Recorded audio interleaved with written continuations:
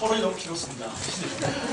오늘 둘로 나눠서 한다 그래서 이제 이 개념을 얘기하고 집으로 들어가게 되면 또 중간에 이름이 끊어질 것 같아서 앞부분을 무엇을 좀 유익한 말씀 해드릴까 고민하다가 제가 이제 이쪽을 보고 있으니까 한번 이쪽을 보고 있습니다. 방향을 이쪽으로 보고 나중에 궁금해요. 먼저 정의부터 좀 설명하겠습니다. 정의는 여러분들도 관심이 많이 있으실 텐데요. 흔히 이제 정의를 얘기하는 사람이 많이 있지만 네 그룹 정도로 볼 수 있을 것 같아요. 첫 번째 공리주의자들, 잘 아시다시피 최대 다수의 최대 행복 이것을 얘기하시는 분들이라 다수가 어떤 행복하게 어떤 상황, 다수의 어떤 이익이 됐을 때 그것이 정의롭다. 다수 그것을 이제 공리주의자들이 얘기를 했고요. 그 다음에 노직이라고 이 자유주의자들은 여기서부터도 이제 그 차이가 계속 드러나요. 보시면 개인의 권리, 자유, 이런 걸 선택, 이걸 철저히 보장하고 그 책임을 알아서 지도록 하는 것. 국가는 개입하지 않는 것. 이것을 중요하게 생각해요. 자유주의 시장경제 원리가 그런 거예요. 그래서 여러분들이 신문 읽을 때도 한국경제신문이라든가 이런 데 보면 국가 개입하는 거 되게 싫어해요. 시장의 원리에 놔두지 자꾸 왜 개입하느냐고 그렇게 얘기하는데 이제 이런 자유주의자들이 그런 생각을 갖는 거죠. 반면에 이제 롤스와 샌더 같이 자유주의자, 평등주의자라고 하는 롤스는 누구에게나 공정한 기회를 제공하는 건 맞고 누구에게나 자유로운 기회를 다 일단 제공하고 나서 그렇지만 그렇게 하다가 보면 항상 차이가 벌어지게 돼요. 자유롭게 출발했지만 빨리 가는 사람도 빨리 가고 늦게 가는 사람 늦게 가는 거거든요. 그럼 늦게 가다가 보면은 정말 굉장히 어려운 입장에 처해지는 사람들이 있어요. 그런 사람들에게도 최소한 인간답게 살아가야 될 어떤 그런 것을 갖도록 하고 그 다음에 나머지를 갖고 적절하게 분배해야 됩니다. 여기서 자유와 불중요하고 평등하게 하는 것 중요하고 기회 또 약자 배려 이런 원칙들. 이 롤스의 어떻게 보면 정의론이 우리의 세금 문제라든가 수많은 많은 사회 우리가 어떤 사회를 움직이는 그런 원리에 굉장히 크게 영향을 미치고 있다고 보시면 그러니까 약간 수정주의적인 어떤 자유주의를 수정주의 문제라고 보시는데 이 샌델은 조금 다른 차원이에요. 정의론자들이 하나같이 분배 문제를 얘기합니다. 아리스토텔레스로 시작해서 같은 것은 같게, 다른 것은 다르게. 아리스토텔레스의 정의예요. 정의에 대한 정의. 같은 것은 같게, 다른 것은 다르게. 그 원리들이거든요. 같은 것은 똑같이 대우해주고 다른 건 다르게 대우해주라. 말은 쉽죠. 근데 이게 어떻게 하라는 것이냐. 이거 시간은 없지만 하나만 사례를 들어볼게요. 어떤 사람이, 그러니까 A, B, C 세 분이 있어요. 세 분이 있는데 A 세 분이 노력해서 모두 쌀을 9가마를 수확했어요. 그럼 어떻게 나눠야 되겠습니까? 일반적으로 보면 셋씩 나눠주겠죠. 3가마씩.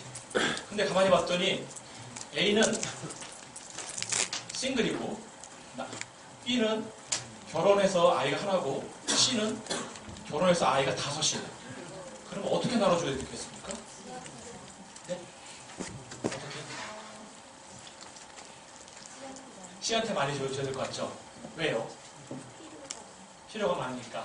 그렇죠. 그럴 수 있죠. 여기서 이제 생산은 별로 고려하지 않고 필요 갖고 이제 근데 이제 그 다음에 이제 생산 같은 것도 여러 가지 할 수 있는데 그러니까 A는 싱글이지만 재산이 지금 하나도 없어요. B는 재산이 나름대로 해서 한 2억 정도 가지고 있고 C는 재산이 100억이야. 그럼 쌀 9가마를 어떻게 분배를 해야 될까요? 제가 말했잖아요. 일단은 그렇게 하고 그 다음에 어려운 문제입니다. 이게 분배를 가지고 이건 지금 제가 몇 가지 사례를 들었지만 이 수많은 우리 사회에서 모두 해서 우리가 재산, 우리가 GDP 생산을 이만큼 했다 진짜. 그러면 그걸 갖고 어떻게 나눌 것인가를요. 수많은 사람들이 고민하는 게 이게 정의 갖고 정의론자들이 근거를 갖고 얘기했어요. 근데 샌델은 다른 주장을 했어요. 그것이 아니라 정의라고 하는 것은 그런 분배 문제가 아니라 분배 문제 갖고 얘기할 것이 아니라 가치의 문제라고 보면서 어떻게 이게 정말 이 공동선, 연대 제가 연대 출신이라 연대 여기 어디 대학만 간가들이 고대에 와서 연대 곤란하긴 한데요. 제가 좀 뭐 신천연대 무슨 연대가 연대가 대세예요.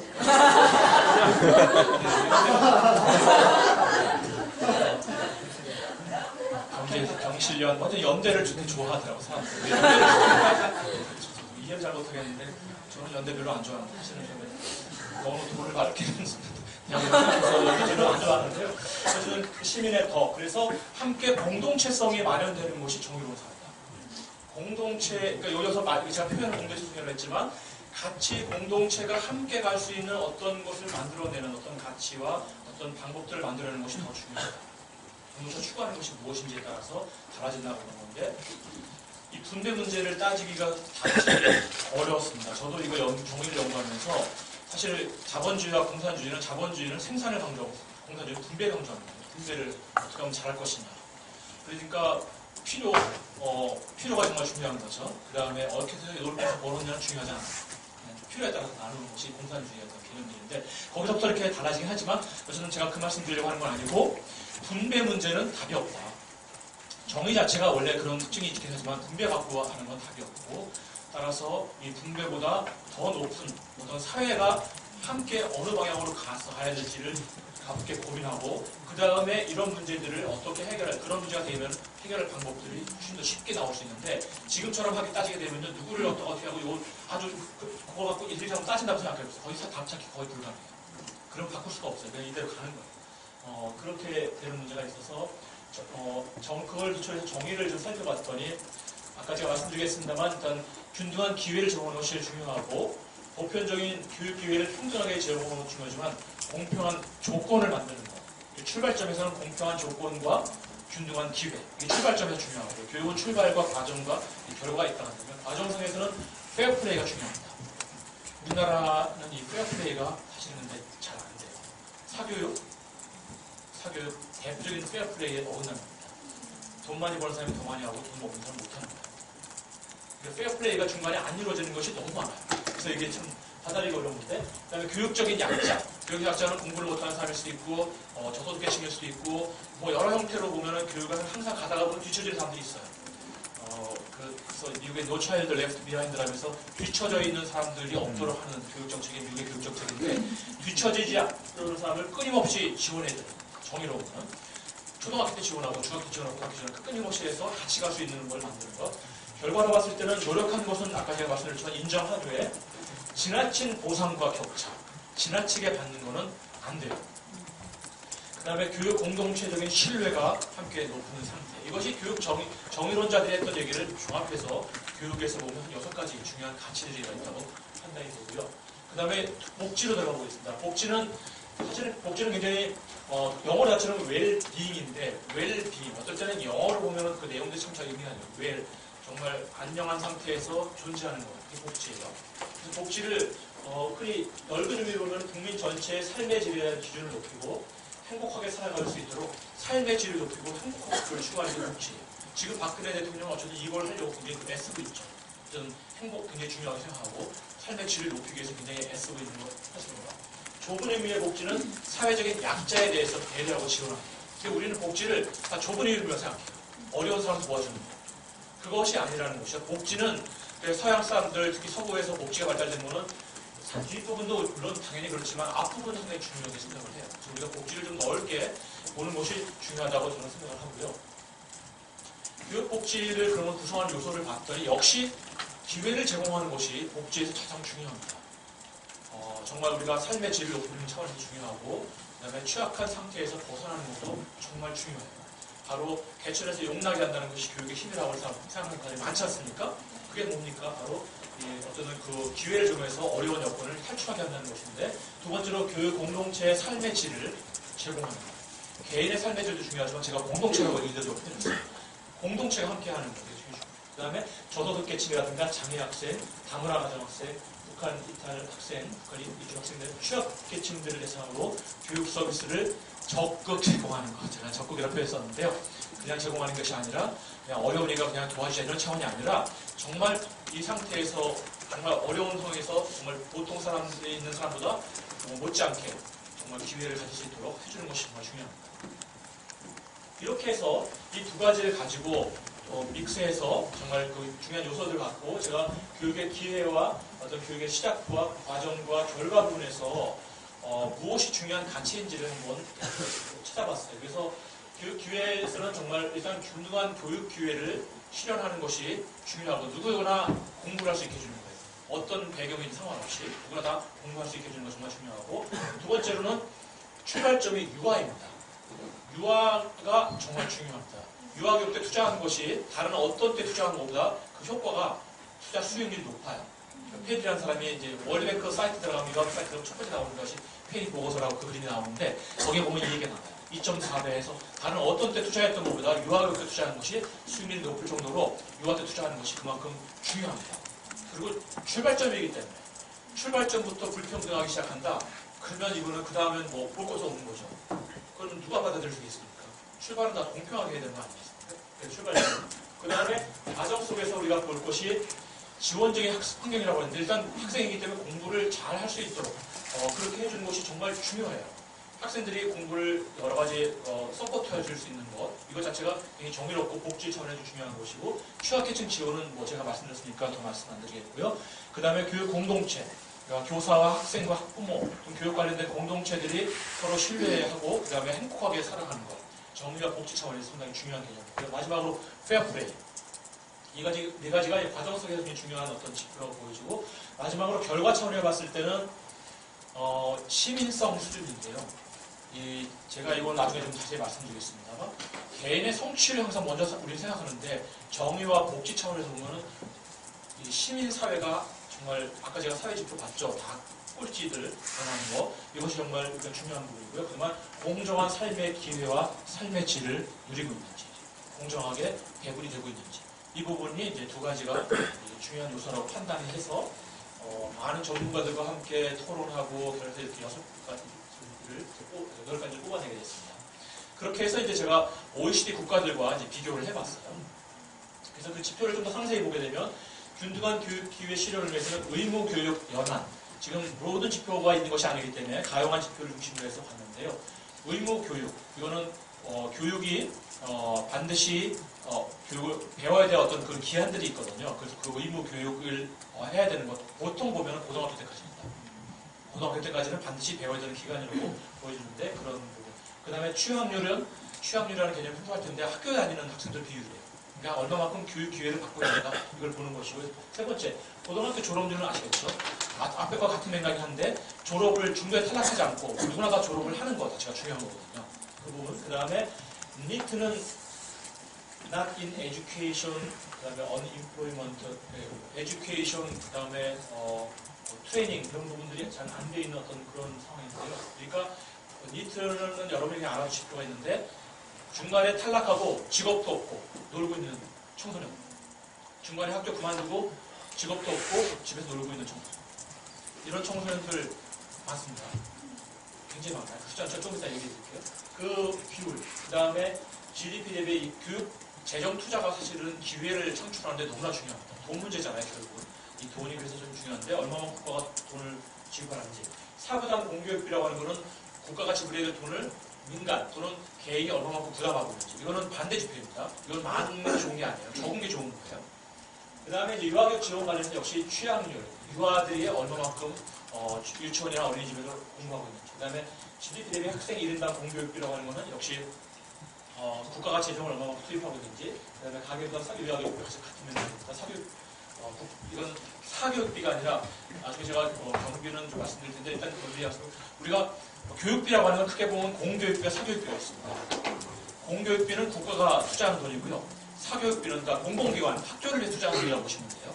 사교육비는 민간이, 개인이, 그 다음에 학원 또는 가해 이런 걸 위해 투자하는 돈이에요. 근데 공교육비는 두 가지가 있는데 국가가 투자하는 돈이 있고 공부당 공교육비, 그 다음에 민간, 학부모가 학교에 다닐 때 뭐 수학여행 버스비 내고 또 통학비 내고 뭐 정식값 내주고 이게 다 공교육비예요.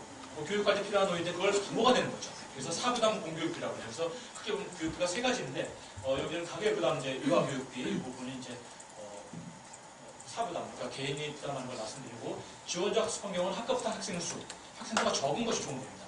그래야 학생들에게 맞게 교육을 할 수가 있어요. 너무 많게 되면 개인을 위한 교육이 취약될 수밖에 없고 교원이 학생들 같은 맥락이고 그다음에 학습 분위기 자체가 굉장히 공부하는 분위기로 적합하게 만들어져 있는지 부분 그다음에 취약계층 지원은 적합한 지표가 없어서 통합교육지수라는 것이 있는데 우리는 이렇게 생각하잖아요.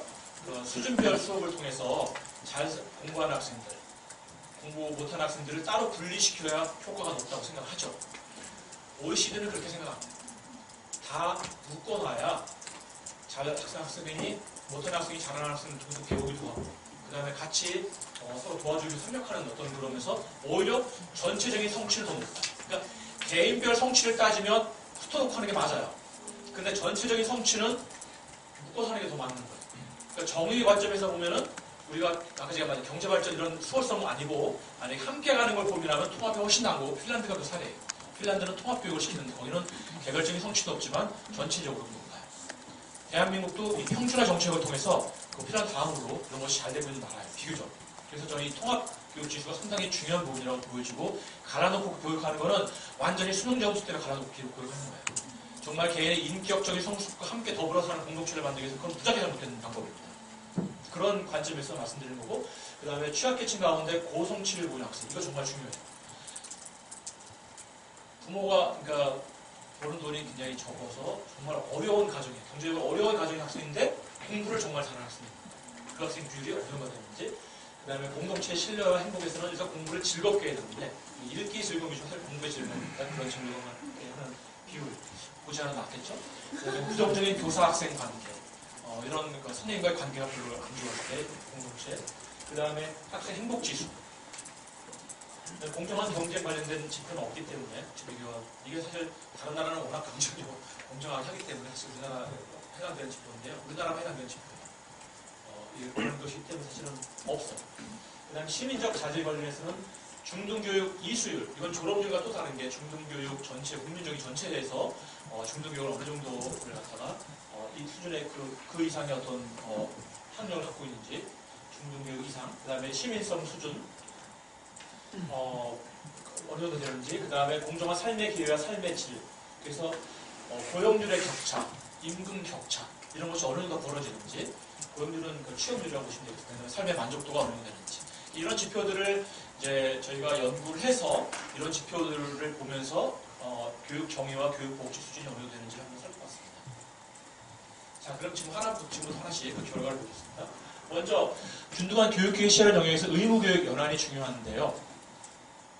우리가 만 14세까지, 중학교까지 의무교육입니다. 그래서 OECD 국가 중에서 우리가 꼴찌예요. 그러니까 의무교육, 일본하고 비슷한데, 일본이 하나인가 그렇죠. 그래서 모든 지표를 보게 되면 재밌는 건요, 한국과 일본은 거의 같이 가요.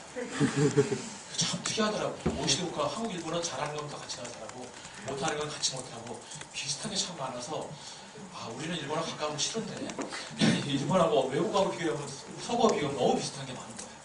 그러니까 함께 같이 가야 돼요. 일본이 반성하고 함께 같이 갔으면 좋겠어요.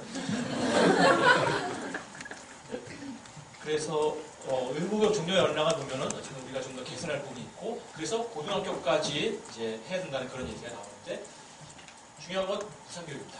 의무교육 자체는 덜 중요할 수 있어요. 의무하는 거는 우리는 의무교육 안 해도 부모님들이 다 학교 보냅니다. 옛날에 의무교육 없었을 때도 다 중학교 고등학교 보냈고요. 우리는 부모님이 갈 수만 있다면 다 보내고 싶어 해요. 그렇기 때문에 한국에서는 그 이슈가 안 돼요. 근데 무상교육은 중요해요. 이거는 국가가 이제 지원하는 것인데, 의무교육과 무상교육 꼭 같지 않아요. 의무교육을 하면서도 무상교육을 안 하는 데가 있고, 정리적으로 어려운데, 의무교육을 안 하면서도 무상교육을 하는 데가 있어요. 우리나라도 이제 제가 말씀드리지만, 지금 누리과정, 의무교육은 아니지만, 만 3세, 4세, 5세, 누리과정 20만원씩 또 이렇게 지원을 가고 있거든요. 그런 것은 이제 무상교육 차원에서 하고 있는 거라. 보시면 아시겠지만, 한국의 무상교육이 만 5세부터 현재 중학교까지 해서 10년으로 되어 있고, 유럽 국가들은 모든 교육이 무상교육이에요. 학교에서 돈 하나도 안 내요. 그러니까 뭐 학부모들이 돈 내는 게 없어요. 학교에서 모든 걸 다, 학업 재료까지 다 장만해 주기 때문에 사실상 완전 무상교육이 이루어지고 있는 것이죠. 그럼 그 나라도 돈이 많아서 무상교육을 하는 것인가? 이런 생각해 볼 필요가 있어요. 그만큼 중요하기 때문에 무상교육을 하는 거예요. 교육적인 가치가 있기 때문에. 그래서 이 부분 이제 그런 부분 우리가 좀 약간 개선할 점이 있고, 두 번째 취학률을 보시게 되면 학교에 다니는 학생 비율인데 우리가 1등일 것 같죠? 너무 비슷해요. 사실 우리 높긴 높은데 1등은 아니고요. 중상 정도 위치에 있는데 OECD 평균보다 높지만, 일단 취학률 자체는 사실 우리는 별 문제 없어요. 학교를 다 다니고 있기 때문에. 그래서 그 부분의 지표에서는 별 차이가 없다 이렇게 보시면 되겠고, 학교 이탈자, 중도 탈락률이라는 표현이 있는데 저는 중도 탈락률 표현보다는 학교를 다니다 그만둔 사람, 중도 탈락은 같은 면은 아니냐는데 그렇지는 않습니다. 이게 카운트하는 방식이 좀 달라가지고 학교 이탈자, 일단 학교를 그만둔 사람을 보면 대체적으로 우리가 초등학교 1학년에 입학해서 고등학교 3학년 때까지 몇 명 정도가 학교를 그만두는지 대체적으로 보면 입학한 학생 수의 8 내지 9%, 숫자로 따지면 5만 명에서 6만 명입니다. 여러분이 초등학교 1학년 때 같이 입학한 학생 중에서 5만 명 내지 6만 명은 고등학교를 졸업을 못해요. 그 숫자가 매년 나오는 거예요. 굉장히 많죠. 그 학생이 다 어디가 있을까 여러분들이 궁금하시죠? 네. 배달하는 젊은 친구들, 딸들 말고 딸딸이 몰고 배달하는 친구 학생들이 상당히 다 그런 경우들이고 너무 많아요. 주변에. 내가 근데 잘 드러나지 않기 때문에 그런데 굉장히 많은 학생들이 우리 사회에 가장 취약한 계층입니다. 미래가 없는 학생들. 제가 좀 과하게 표현하면 정말 미래가 보장이 안 되는 거예요. 우리 사회에서 고등학교를 졸업하라고 대학을 졸업하는 것도 정말 그것 갖고도 별로 지금 같이 논란을 벌이고 있는데 고등학교 졸업을 못했다. 그럼 어디 가서 뭘 하겠습니까? 여러분이 한번 생각해 보세요. 대한민국 사회에서 이렇게 학력, 학벌 따지기 좋아하는 사회에서 그러니까 정말 너무 심각한 학생들이 그렇게 많아요. 이게 거의 비슷해. 제가 수십 년을 추적해봤는데 거의 비슷하게 8, 9%가 늘 나와요. 그러니까 어떤 이유인지 그런 학생들이 있는 것이고 그런 학생들이 일부 이제 검정고시를 시험을 치러서 이렇게 대학을 가는 경우도 있어요. 아까 제가 말씀드렸던 그 학생의 비율 자체가 이제 다른 도표로 보면은 그 직업도 안 갖고 있고 그 중도 탈락 학생 중에서 직업도 없고 아무것도 없는 그 학생이 8.5%, 동일 연령의 8.5%. 그러니까 10명 중에 1명 정도. 청소년들 10명 중에 1명은 그런 학생들이다. 그런 사람들 이렇게 보시면 될 것 같아요. 대체적으로. 그렇게 다들 교복 입고 다니니까 다 학교 잘 다니는 것처럼 보이지만 그렇지 않은 청소년들이 꽤 많이 있다는 거를 우리가 항상 생각해야 됩니다. 그 다음에 공교육비 투자를 보게 되면 교육비 투자는 대한민국이 전 세계 거의 1등에 가까워요. 여기 지금 아이슬란드하고 1등, 2등 서로 맨날 겨루고 있어요. 그러니까 최고예요. 교육비 투자는 대한민국이 교육을 중요하기 때문에 교육비 투자는 최고입니다. 문제는 그 교육비 투자가 다 국가가 투자하면 정말 좋겠는데 그게 아니고 문제는 그 다음에 절반을 개인, 학부모가 돼요. 그러니까 만약에 국가가 투자하는 비율만 따지면 50평균보다 안 하잖아요.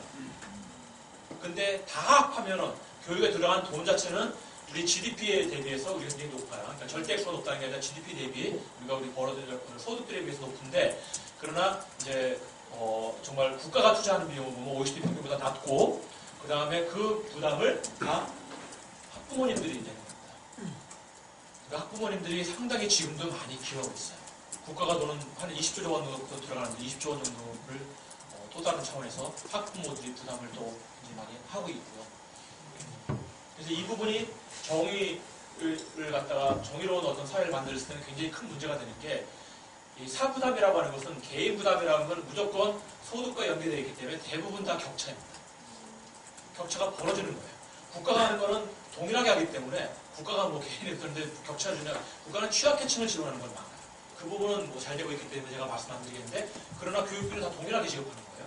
그런데 사부담이라고 하는 건 일단 개인이 지급한다는 건 여력에 따라 다른 것이고 물론 그 부모의 교육적인 관심에 따라 다른 것도 있지만 일단 그 격차는 경제적인 격차에 따라서 상당히 의존돼서 지불해야 된다. 그 말은 그것의 정의로운 어떤 교육 기회를 제공하는 것은 반대되는 현상이다. 그래서 이거는 반드시 완전히 반대되는 어떤 그런 측면을 보시면 되고 가계부담, 그러니까 아까 제가 사부담 공교육비는 민간부담 공교육비는 약간 또 회사라든가 또 민간이 약간 섞여 있긴 한데 이 가계부담을 완전히 학부모들이 내는 것인데요. 아까 40몇 번 중에 39, 칠레 39, 한국이 29.5%. 그래서 실질적으로 우리나라가 자유주의 국가들이 대부분 높아요.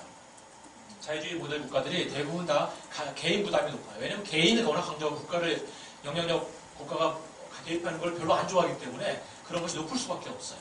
그래서 이 가계부담 교육비를 보면은 따라서 이런 건 굉장히 정의로운 어떤 그런 사회 시스템 만드는 데 있어서 반대되는 측면이기 때문에 이건 개선해야 되는 부분입니다.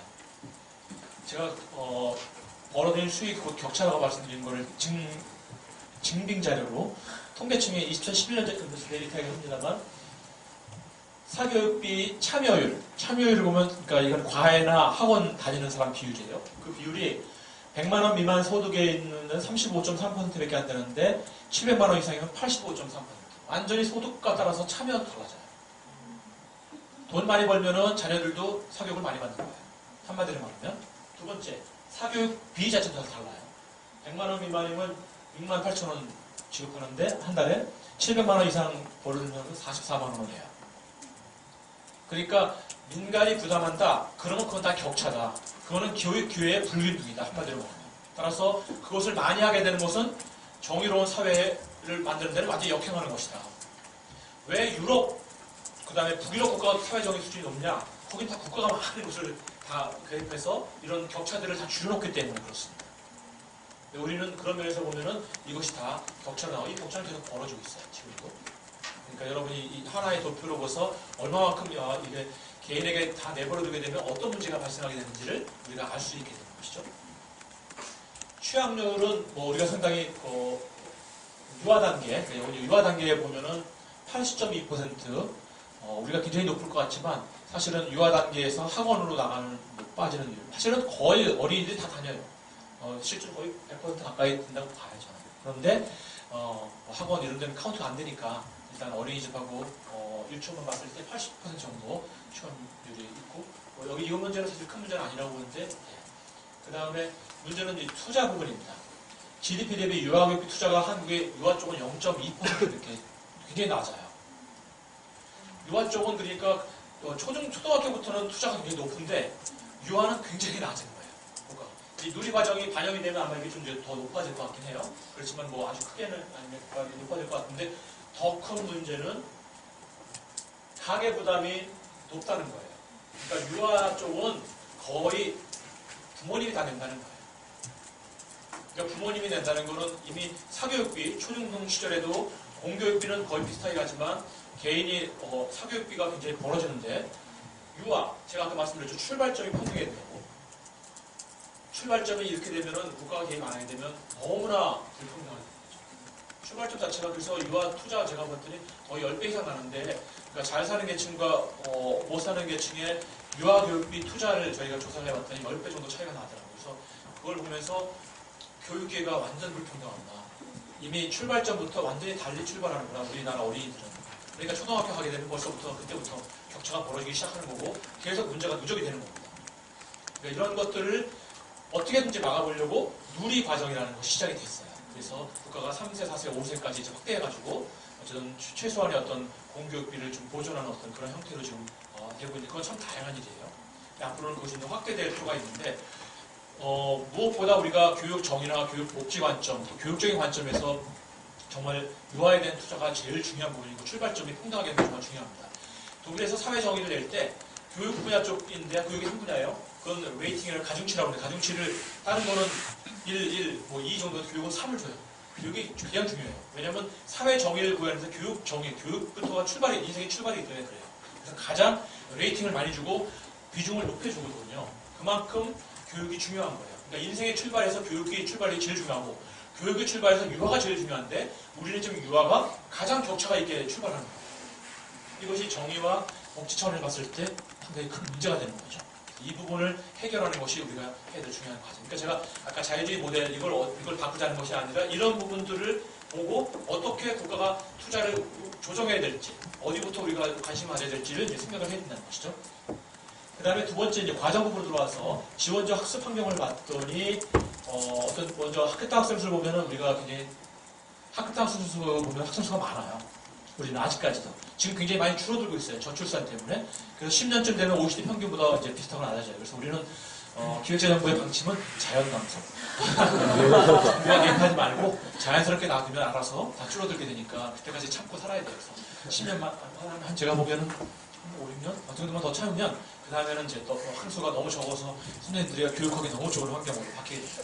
그러면 이제 제가 보기에는 학생 개별 지도도 가능하고 맞춤형 지도 가능하고 정말 행복한 세상이 올 것 같아요. 그때를 기억하면서 자연적인 감소를 교사 1인당 학생 수도 우리가 굉장히 많이 줄었어요. 저 어렸을 때 초등학교 다닐 때 80명이었고 정말 80명 선생님이 이름을 다 기억할 수 있을지 모르겠어요.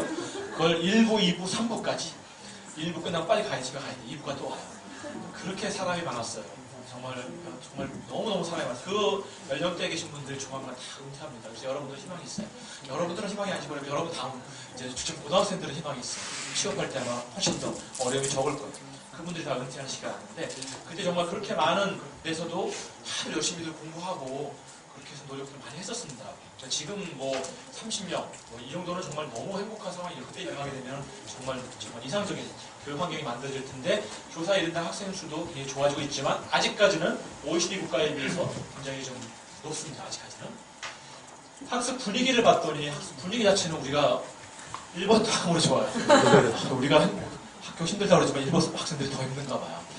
일본 학생들이 그러니까 더 분위기 자체, 이걸 학생들이 직접 얘기한 거예요. 우리 학생들이 직접 물어봐서 학습 분위기가 어떠냐고 물어봤더니 굉장히 중3 학생들한테 물어봤더니 굉장히 좋다고 답변을 했어요. 우리 중3 학생들이 굉장히 열심히 공부하시는 것 같아요. 중3이 요즘 굉장히 어려운 시기인데 어쨌든 그러니까 공부 관련된 거는 나름대로 굉장히 잘 만들어져 있는 것 같고요. 그 다음에 아까 제가 말씀드렸던 이 사회적인 취약계층 지원의 통합지수, 사회적인 통합지수라고 하는데 이 통합지수를 내서 같이 이건 뭐 여러 가지 방식으로 합니다. 그래서 우리나라의 이것은 아마 나름대로 그렇게 노력해도 아직 74.1로 나와서 좀 더 개선할 부분이 있긴 있지만 이 영향은 아마 제가 보기에는 이 평준화 정책이라는 것이 있었어요. 1974년부터 시작된 정책인데 전국에 서열화되어 있는 고등학교, 중학교를 다 없애버리고 평준화하면서 지역 간의 어떤 격차, 균형 있게, 격차가 없애고 균형 있게 여러 가지 제도를 했습니다. 대한민국의 정말 교육이 발전하는 데 있어서 선생님들이 정말 크게 역할을 했습니다. 선생님들이요, 오바마가 들어오는 또 하나 중요한 이유, 그거 보면 세계 최고의 지위를 갖고 있어요, 선생님이. 독일 다음으로 높아요. 우수한. 독일 다음으로 우수하고, 그렇지만 만약에 고등학교 졸업생 중에서 대학가 우수한 대학생이 가는 비율을 따지면 세계 최고예요. 그만큼 우수한 사람들을 유인할 수 있는 시스템을 갖춘 거. 이거 정말 좋은 겁니다. 대한민국에, 그래서 우리가 교원 쪽은 그래도 많이 가서, 담대 가서 많이, 올해 12월 말에 월드뱅크하고 대한민국 정부 차원에서 우리가 교육 발전, 특히 교원 부분 갖고 같이 큰 토론회를 하게 되는데요, 대한민국에서. 그때 주제가 교원 쪽입니다. 그만큼 우리가 교원 투자는 잘한 것 같아요. 그래서 성공적으로. 그러다 보니까 좋은 교원들, 지금도요, 우리나라, 제가 왜 교원 얘기를 하냐면 그 훌륭한 교원들이 처음에 이제 배치받을 때 시골 아주 정말 가기 쉽지 않은 그런 어떤 벽지, 이런 데로 가요, 먼저. 거기 가서 한 2년 막 열심히 일하고 돌아옵니다. 그러면 가산점 받고 돌아와요. 그게 로테이션이 된 나라가 대한민국이에요. 그러니까 정말 좋은 거예요. 그 우수한 자원의 선생님이 그런 데 가서 얼마나 잘 가르치겠어요. 그래서 원래 벽지 같은 데 가면은 그 인터넷이라든가 이 정보 환경이요, 그거보다 훨씬 좋아요. 최신 사양에다가 너무 좋아. 그래서 그런 환경들, 이거 정말 좋은 나라예요. 이런 격차를 줄이려고 이렇게 하는 노력들은 정말 잘하는 거예요. 그건 정말 꼭 지켜야 되고, 특히 무엇보다 미국은 여러분 아시다시피 선생님들이 9개월 공부하다가 3개월은 월마트 가서 캐시어하고 그러고 있지 않습니까? 월마트 가서 찍고 월급이 안 나오고 그러니까 대학 교수님도 그런 경우가 있대요. 9개월 몇 개월 만드는 교수님들 많대요. 그래서 그런 거 생각하면은 정말 우리는 선생님들에 대한 대우를 정말 잘하는 건데, 그러다 보니까 너도나도 다 선생님이 된다 그래서 교원이면 고사가 지금 사법고시 보다 더 힘들어요. 사법고시 떨어지고 교원이 먹어서 떨어지고 사법고시 붙는데요. 그런 상황으로 가서 정말 이거 어려운 곳이구나 라고 생각이 드는데, 최고의 신부감 선생님 그렇게 돼 있지 않습니까 지금? 좋은 측면이 있다고 저는 생각을 해보고요. 또 그 다음에 이제 정말 더 놀라운 일은, 사실 더 제가 가장 반기는 데이터는 취약계층, 저소득계층 학생들 중에서, 그러니까 상위, 이런 일이 있어요. 하위 25%에 속하는 경제적으로 그런 학생들이 상위 25%의 학업 성취도를 낸 학생이 몇 명 있느냐, 이거 카운트 해본 거예요. 그랬더니 한국이 14.0%. 제일 높아요. 그러니까 개천에서 용이 안 나온다고 그러는데 대한민국은 다른 나라에 비해서 개천에서 용 나올 확률이 가장 높은 나라예요. 아직까지. 그래서 정말 어려운 여건에 있는 학생들이 정말 이 좋은 성취를 보이는 비율이 높아요. 그러니까 정말 이거는 정말 희망인 것 같아요. 정말 이걸 계속 지켜가야 될 것 같아요. 우리가 앞으로도. 이런 부분들이 있을 때 정말 이 사회가 좋은 사회고 계층 이동이 활발하고 그래야 정말 내가 꿈이 가질 수 있고 희망을 갖고 계속 살아갈 수 있지 않겠습니까? 그런 것이 정말 탑으로 나왔다는 거죠. 핀란드가 그 다음 일본도 높게 나왔는데 어쨌든 우리가 1등이라는 거 정말 이런 데이터는 정말 좋은 데이터고요.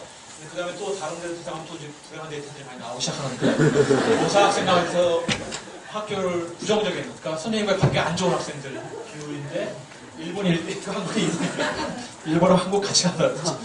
나쁜 것도 같이 가고 좋은 것도 같이 가고. 그래서 일본이 항상 제가 교육 정의수 해봤더니 한국이 25등이고 일본이 26등이에요. 그래서 아니 이것도 같이 가네. 그러면서 제가 놀랐어요. 참 우리하고 일본은 비슷한 게 참 많구나 라는 생각을 하겠습니다. 조금 빨리 하겠습니다. 그 다음에 즐겁게 학생하는 학습하는 학생 비율 이렇게 봤는데 한국의 원 일본보다 좀 많이 높지만 아직 그 차이는 그렇게 크지 않고 공부하는 것이 이렇게 즐겁지 않은 그런 것이고요. 학생 행복지수 내게 되면은 행복지수는 아시겠죠? 여러분 행복하지 않으셨잖아요. 행복지수는 굉장히 50평균에 떨어지는데 학년이 높으면 높을수록 행복이 더 떨어져요.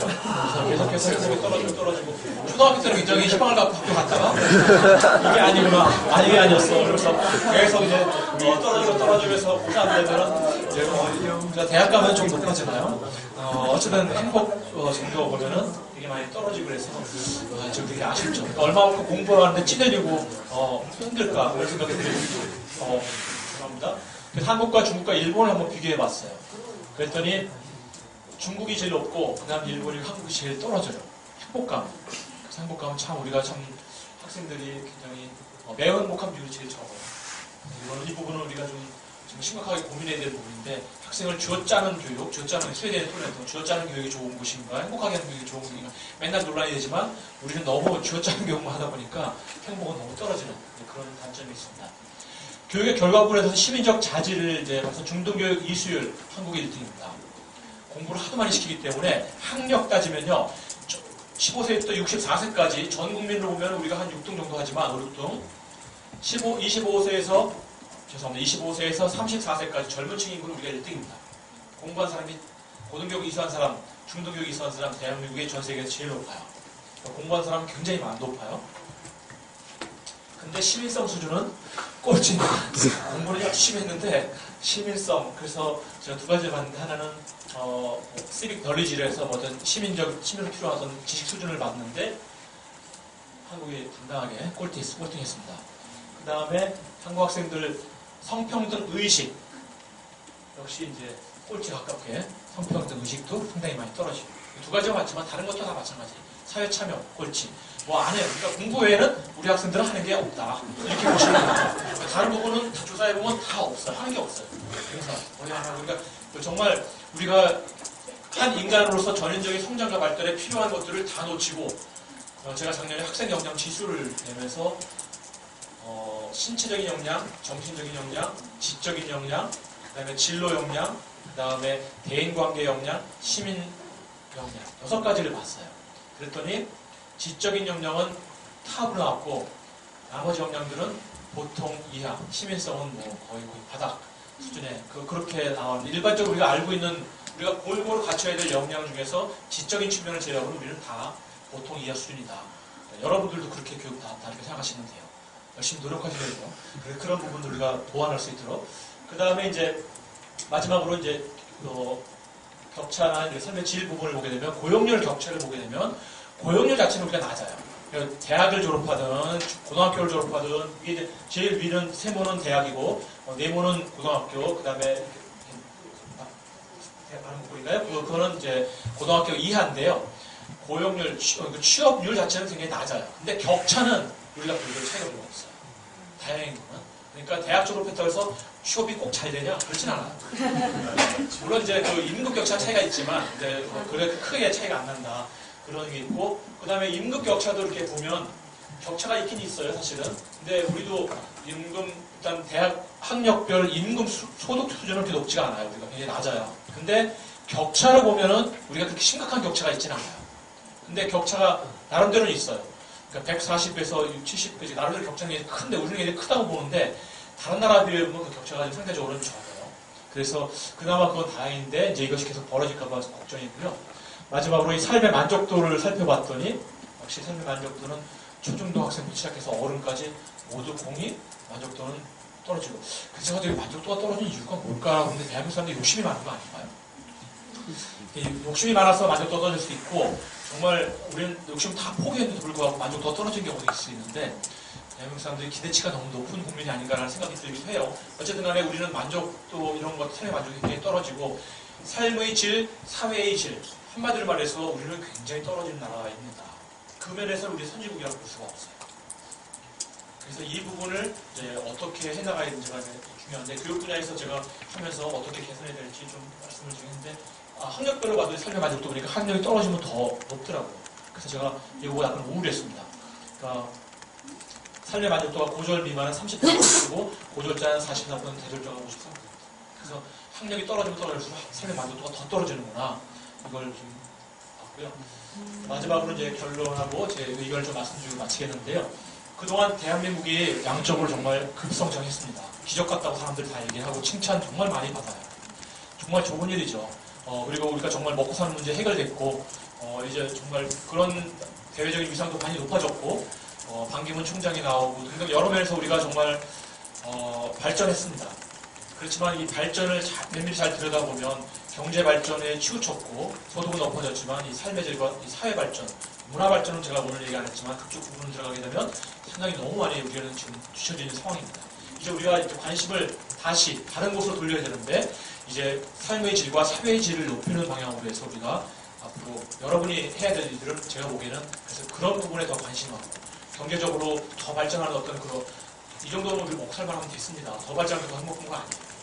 이제는 정말 같이 더불어서 행복할 수 있는 그런 사회가 어떤 사회일까? 이런 사회를 우리가 고민하고 그런 사회를 만드는 것이 앞으로 우리가 해야 될 일이라고 생각하는데요. 먼저 이 성숙한 가치. 그러니까 제가 이 개인의 어떤 삶의 기회를 최대한 실현하면서 공동체의 공동선을 실현하는 것이 중요하다고 보는데, 샌들이 저는 그래서 중요하다고 봤어요. 제가 늘 얘기하는 거지만 우리는 개인적인 성취, 학부모들이 다 개인적인 성취에 다 몰두해서 여러분들 지금까지 살아왔어요. 근데 공동체가 함께 더불어 발전하는 건 우리 생각을 못했어요. 제가 항상 M이자와 M이자의 M자를 거꾸로 뒤집으면 위가 됩니다. 그러니까 위에서 위로 바뀌는 뭔가 변화가 필요하다고 저는 늘 생각합니다. 그러니까 우리는 다 개인이야. 개인, 나만, 너만 잘하면 돼. 이거만 우리는 해서 경쟁 사회에서 다른 뒤쳐더라도 너는 잘 된다. 계속 그것만 우리는 바꿔 살았는데 그건 아니라는 거죠. 나도 발전하는 게 중요하지만 같이 발전해야 됩니다. 다 같이 가야 되는 거라 그것을 우리가 고민하고 어떻게 함께 같이 잘 살 수 있을까? 이게 진짜 잘 사는 거예요. 그러니까 앞만 보지 말고 옆도 좀 보면서 같이 갈 수 있는 방향을 찾는 것. 이것이 이제 제가 오늘 하고 싶은 그냥 메인의 얘기라고 보시면 되겠고요. 그래서 정책적으로 이 마지막으로 과제가 있는데 어떤 의미냐. 일단 제가 봤을 때, 지표를 봤을 때 무상교육의 영역을 좀 더 계속 확대해 나가는 것이 중요합니다. 특히 유아 쪽을 지금 하고 있긴 하지만 더 양쪽을 확대해서 정말 이 격차가 처음에 출발할 때 공정하게 시작이 될 수 있도록. 이거 좀 중요하지 않습니까? 삶의 기회를 처음부터 만약에 이런 데이터를 갖고 국민들한테 막 얘기하기 시작하면 국민들이 막 뒤집어질 것 같아요. 그렇게 되면 안 된다고 생각할 것 같아요. 우리 국민들이 정의감, 평등감이 굉장히 높은 국민이에요. 그래서 그 시각이 굉장히 큰 힘입니다. 나도 언제든지 잘 살 수 있다, 노력하면 잘 살 수 있다, 이런 생각들이 국민들이 많이 있거든요. 그 생각이 계속 있는 사회가 건강한 사회입니다. 내가 잘해도 어렵겠다 이렇게 생각들면요, 그 사회는 정말 건강하지 않은 사회.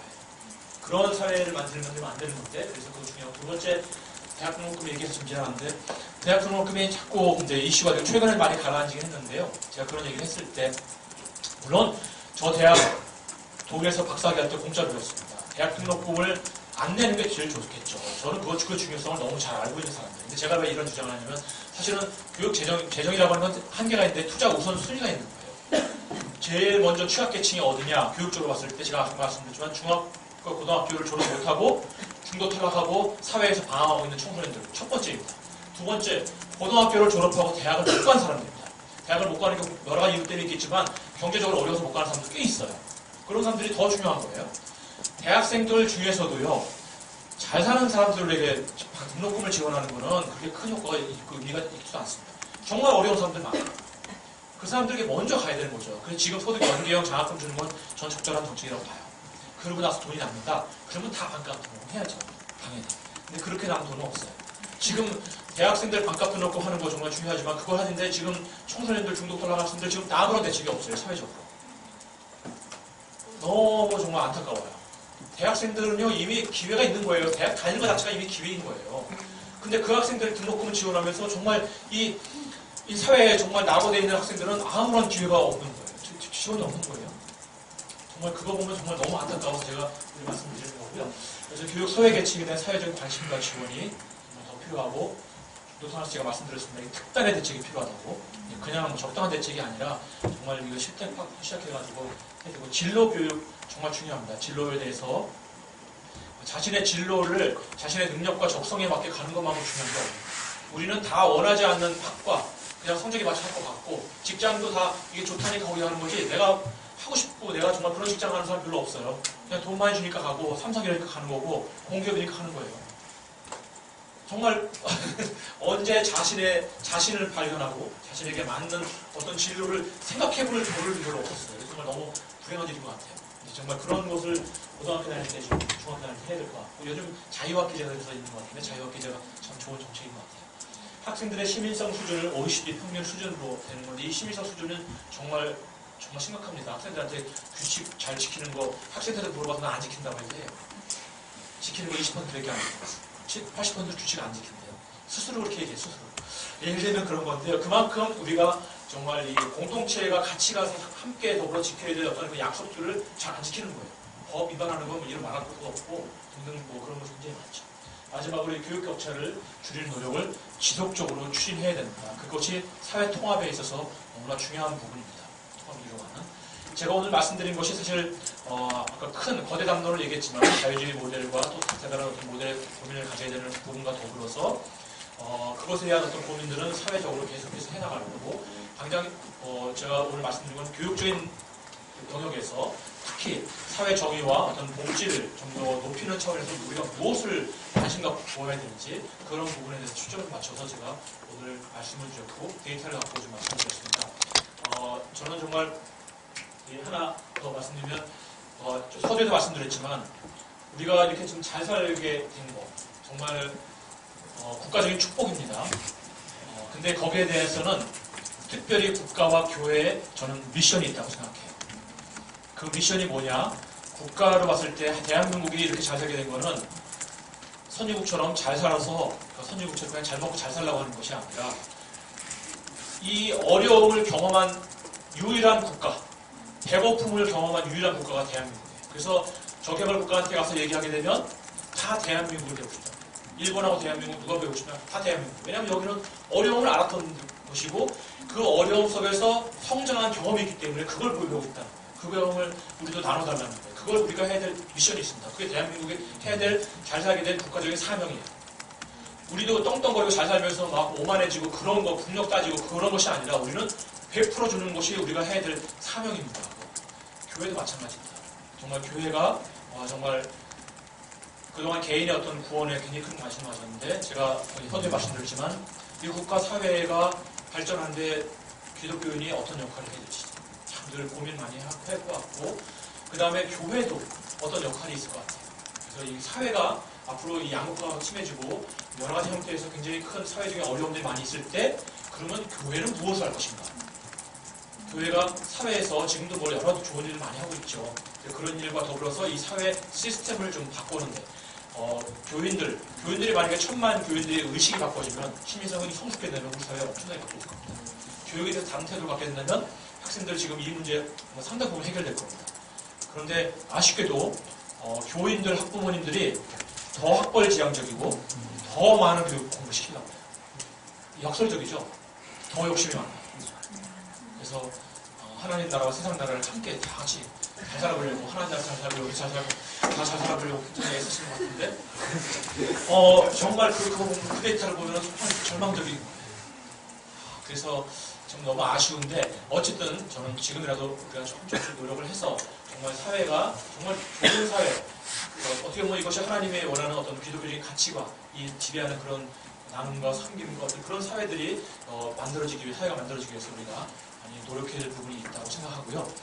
그것이 정말 이 젊은 우리 기독 청년들이 그런 데 대한 비전을 갖고 그래서 준비해 나가시고 저도 노력하겠습니다만 함께 그런 생각을 갖고 있는 함께 노력하면은 정말 하나님이 기뻐하는 그런 대한민국 사회가 되지 않을까 이렇게 생각합니다. 지금까지 경청해 주셔서 감사드리고요. 또 질의응답 시간이 또 있대요.